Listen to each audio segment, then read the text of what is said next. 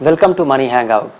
Every week we talk about one particular issue you are curious about or one burning issue which is crossing our mind all the time, and we take your questions to help you understand and invest in mutual funds better.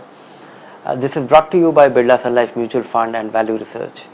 Today we are going to talk about something which is top of our mind. Uh, Given that the market is at its all-time high or close to its all-time high, uh, which is the right way of investing?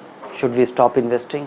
Should we should we bravely carry on with our investments, or should we start investing right now? So the cool funds to invest in a hot market is what we are going to talk about, and this is one of the biggest problem. In fact, investors always have hurt themselves by investing lump sum or getting started in a heated market or in a hot market. I don't know how hot it is, because only with hindsight we can say that the market was hot. Market was overheated. But every market rise also starts with gradual rise which sustain itself, and then we realize that it was actually not overheated. So how do we figure it out? There isn't a way around it. We can't find out. We can only say with hindsight at a future date that you know April 2017 was a fairly attractive level of the market, or was a overheated market. So how to approach it? This will always be the state of the market. Either it is crumbling or it is rising. It looks overheated. So, but not investing is not the way about it. The way to approach it is, find a action plan, find something which you are comfortable with, do it in a moderated way, in a calibrated way. Start investing in a manner that you don't get disappointed soon after you invest. And the way to deal with it is, today we have three kind of funds which are extremely popular, which are well on its way to popularity. First and foremost, the markets are up 20% in the last 1 year.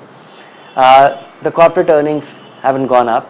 Companies are not doing as well as their stock prices are doing. So this is a good enough reason for us. This is a hint which I get even from the fund managers. So the way to approach it is that you decide on your the kind of money which you are going to invest. The money which you need immediately should not be invested in the market.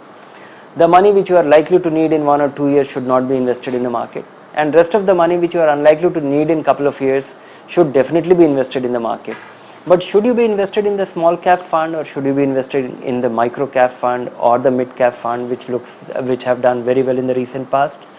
No, not at all. In fact, that is something I would like to caution you about. They are exactly the kind of fund you should keep away from. And the coolest funds with which if you have never invested in the market, I think you don't consider anything beyond these three kind of funds to invest in. First is that appreciate the equity markets will be volatile. Consider balanced fund. These are the funds which invest about 3/4 of their money in equity and remaining in fixed income fund. So fixed income securities. So these are funds which turn out to be, as you can see in the graph, that the stability that you derive from a balanced fund is quite comforting.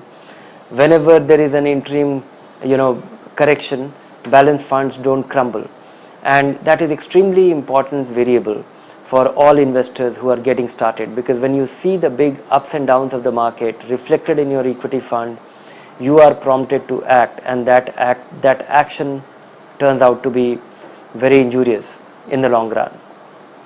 Then the other kind of fund which are gaining popularity, are not very popular yet, are the equity income fund, or the regular savings equity funds, which are generally nearly a third of the money is invested in equity.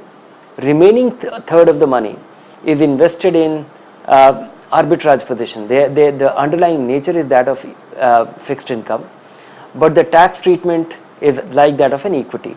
So these funds, because by virtue of having 65% and more into equity, but only a third of that in long only equity, and remaining just to derive the advantages of investing in an equity fund, these funds turn out to be quite advantageous tax wise, as well as very suited investment for conservative investor. Even their expenses are reasonably low. Then comes, the third kind of fund, which is meant for very conservative investor, and they could be very useful if their expenses are even lower. These are the MIPs. These MIPs invest generally no more than 20% of their money, of their funds into equity. Remaining 80% is always in fixed income. These are very suited funds for somebody who is trying to beat inflation, is trying to protect the worth of their capital. They are definitely not going to give you the rewards like that of an equity fund or a balanced fund, but they are very likely to protect the worth of your capital, because 80% of your money will generate as much return as you will get in any other competing guaranteed return fixed income, and the remaining 20% will grow to actually supplement the worth of your capital. So these are very desirable vehicles. These are hybrid funds. So all investors who have been waiting on the sidelines to invest, and they are quite surprised by and they are scared by the market's frenzy right now, they should get started now. I think the rewards of investing and the penalty, or so to say the opportunity loss of not investing, is very severe, and markets can remain like this for a long time. So it's very important for investors to invest, and invest in growth oriented investment with your long term money. These are the vehicles to start at this point of the market, because if you start investing with very aggressive funds which are looking very popular right now, you could be in for disappointment.